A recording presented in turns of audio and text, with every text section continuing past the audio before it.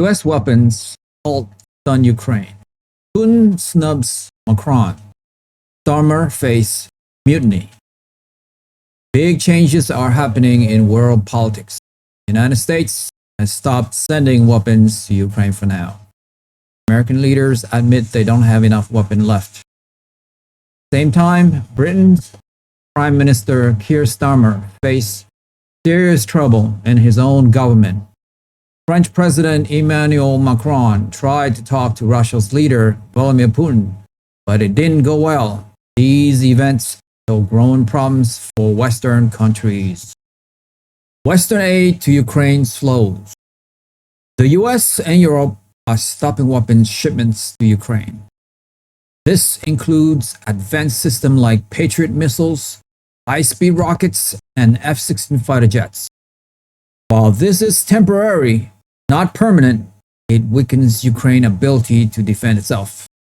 Without these weapons, Ukraine struggles to fight Russian drones and missiles. Experts say the West cannot produce enough arms to meet Ukraine's needs, even if production speeds up. In Britain, Prime Minister Starmer is losing control. His own political party rebelled against him. 49 members voted against his welfare reform plan. Starmer changed the plan many times to please them, but they still opposed it. This means he might not stay in power much longer. Britain has money problems, but no one talks about how sending billions to Ukraine makes it worse. Russia's military advances. Russian forces are gaining ground, especially near cities like Bakhmut and Kharkiv. Ukraine's supply lines are under attack, and its troops are stretched thin. Russia's use of drones and missiles is overwhelming Ukraine's defense. Even in Kyiv, once considered safe, the West's slowdown in aid worsened this crisis. The US pause on weapons to Ukraine is a major shift. It affects missiles, rockets, and ammunition promised earlier. This isn't permanent yet, but America lacks factories to make enough weapons fast. They also need supplies for conflicts in the Middle East and Asia. Experts warned for years this would happen. Ukraine uses weapons faster than the West can produce them.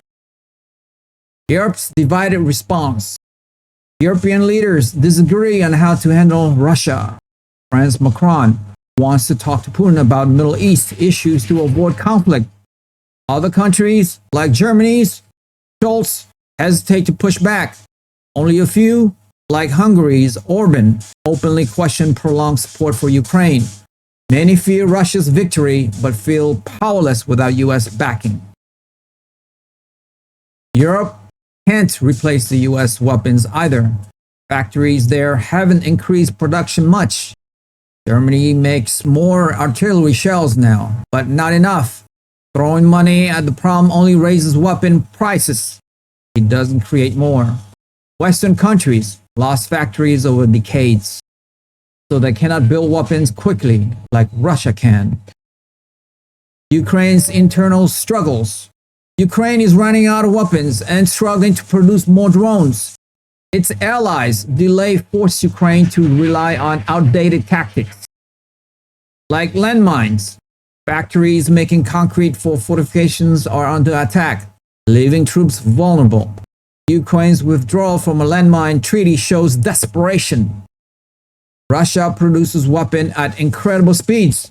NATO's leader admits Russia makes more in 3 months than all Western nations combined make in a year. Russian drones, missiles, and bombs flood Ukraine daily. With US aid paused, Ukraine's shortage will worsen. Their air defense are failing, and Russian jets now strikes deeper into Ukrainian territory. Russia's strategic moves. Russia is targeting Ukrainian infrastructure to weaken its war effort by destroying factories and supply routes. Russia aims to break Ukraine's defense. Moscow insists its goals are long-term, demanding guarantees against NATO expansion and recognition of its territorial claims. French President Macron called Putin after US decision They talk mostly about Middle East tension involving Israel and Iran, trying to avoid discussing Ukraine at first, but Putin was clear. The Ukraine war started because the West ignored Russia's security needs. Putin won't agree to a ceasefire or peace talks until Ukraine accepts Russia's control of captured land. Western military limitations. The US produced only 600 Patriot interceptors yearly, far fewer than needed.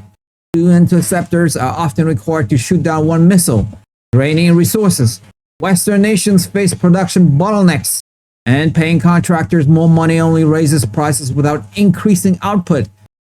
Ukraine's battlefield needs exceed what allies can supply. On the battlefield, Russia advanced daily. Ukrainian troops lack soldiers, armor, vehicles, and drones. Russian forces pushed near key cities like Pokrovsk and Chasiv. Ukraine even withdrew from a global ban on landmines to slow Russia down. But without Western weapons, the situation looks hopeless. Ceasefire urgency. Ukraine and its ally now seek ceasefire after months of resistance. Reports suggest Kyiv is desperate to negotiate, fearing total collapse if aid doesn't resume. Western officials visiting Ukraine note a shift from optimism to urgency. Britain crisis ties to Ukraine aid. Starmer's failed welfare cuts equal the £5 billion yearly sent to Ukraine. Energy prices soar after Western sanctions on Russia, hurting ordinary people. Yet, British leaders never debate if they can afford this aid, showing how disconnected they are from public struggles. Iran's growing role. Russia is partnering with Iran for drones and other weapons. This alliance could make Iran a dominant Middle Eastern weapon, rivaling Israel. The West's focus on Ukraine distracts from this growing threat. America's weapon shortage surprised many. Officials claim artillery shell production grew to 50,000 monthly. Now, audits show real numbers fell to 40,000. A new factory built with Turkish help faced delays. Patriot missile output stays low, only 600 yearly, while Ukraine needs thousands. NATO's weakened stance. At recent NATO meetings, leaders avoided pushing the US to recommit to Ukraine. Statements criticizing Russia were toned down, reflecting Europe's inability to replace American support. Analysts blame Western denial of Russia's resilience for the current crisis. Macron's call with Putin lasted 2 hours but achieved little. Putin disliked Macron after past broken promise. Macron focused on Iran to hide his real goal, testing if Russia would negotiate on Ukraine. Putin refused. European leaders now realize Ukraine cannot win, but won't admit it publicly. The path forward. Europeans like Macron are trying diplomacy to avoid total defeat. However, without US backing, Ukraine's future looks bleak. Russia's advance and Western fatigue suggest a prolonged conflict with no clear end. Iran tensions reveal Western weaknesses.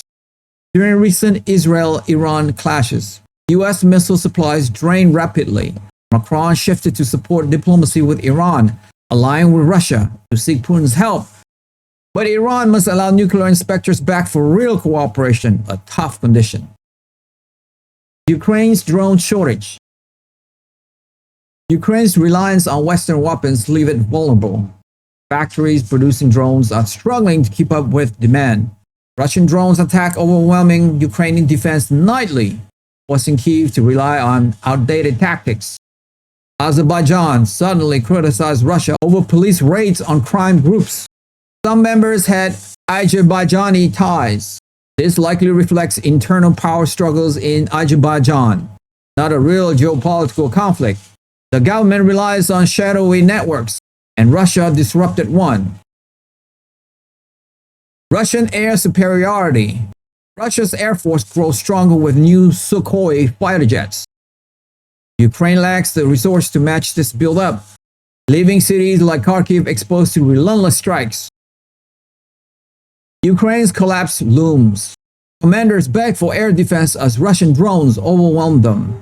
Missile strikes now target cement factories, making it harder to build fortifications. With front lines crumbling, European leaders secretly urge ceasefire, but Russia ignores them. Economic impact on Ukraine. Western aid cuts strain Ukraine's economy. Factories produce concrete for fortifications are targeted by Russian missiles, slowing repairs and weakening defense. Starmer's downfall warns other leaders. No obvious successors exist in his party. Critics call them all unconvincing. Britain's crisis runs deeper than politics. Factories close, skilled workers vanish, and leaders ignore industrial decline while pretending military spending will fix it. The European political shift. Leaders like Macron pivot to diplomacy, while others like Meloni focus on domestic issues. Only a few, like Germany's Scholz, still push for long-term conflict strategies. Putin holds all the cards. He knows Western aid is fading. Russian bloggers report street fighting in key Ukrainian cities. Troops move freely where defenses thin out. Ukraine's drone wall fails, and mines are their last cheap defense. Western weapons pricing crisis. Paying contractors more for weapons inflates costs without increasing productions. Ukraine's funds are drained, but factories cannot meet demand, worsening shortage. The US paused hints at a broader retreat. Before the NATO summit, Europe likely knew this was coming. Summit statements softened criticism of Russia. Proof allies sees Ukraine losing. Western media expressed shock that Russian advance continued despite claimed losses. Landmine strategy. Ukraine's withdrawal from a landmine treaty signals desperation. Mines are cheaper to produce than drones, but Ukraine lacks expertise in deploying them effectively. Immigrants in the West feel these crises. High energy bills and job losses from deindustrialization hit hard. When leaders prioritize foreign wars over welfare, ordinary people suffer silently. Britain's turmoil is a cautionary tale. Russian infrastructure attacks. Moscow targets Ukrainian cement factories to hinder fortification efforts. This strategy aims to break Ukraine's defense before winter. China benefits as the West weakens. US attention shifts to Asia, but America lacks resources for two fronts. Russia and Iran grow closer, challenging Western influence. The world watches as power balance shift. NATO summits silence. Recent NATO summits avoid pressuring the US to resume aid. European leaders acknowledge their inability to replace American support, leading to muted criticism of Russia. For viewers worldwide, this event signal changes. Western dominance fades as Russia outmaneuvers, and outlasts rivals. Ukraine's fate teaches a grim lesson. Wars are won by factories and willpower, not speeches. Ukrainian morale crisis. Soldiers face exhaustion and dwindling supplies. Reports indicate low morale as Western aid delays continue, raising fears of collapse. In summary, US aid stops, Britain's leader falters, and Putin stands firm. Ukraine fights with dwindling tools while Europe scrambles for diplomacy. The West's industrial decline weakens its global role. Immigrants and citizens alike face uncertain times as old powers fade and new alliances rise. Global implications. The conflict reshapes alliance, with Iran emerging as a key player. Western divisions weaken NATO's unity, while Russia exploits vulnerabilities to solidify gains. Many of my listeners, like 70%, haven't subscribed to my YouTube channel. And so many of you don't even know that you haven't subscribed. And that is actually what makes the show going. It's almost like you're making a charity donation to the show. So that's why I ask again and again, because it enables us to grow and grow and grow and grow. And we're going for the long haul here. And listen, if this is your first time listening to So Came Rich, you don't have to subscribe. You guys, your first one's on me. But if you have watched this show before, it's like you are a freeloader now. So all I would ask you is, if you haven't seen this show before and you like it, help me. Help my team here. Hit the subscribe button and we will continue to build the show for you. That I swear. Thank you to all of you guys who have subscribed. It means a lot. Now, hit that subscribe and like button. Now, that's all for me for today. I will see you soon.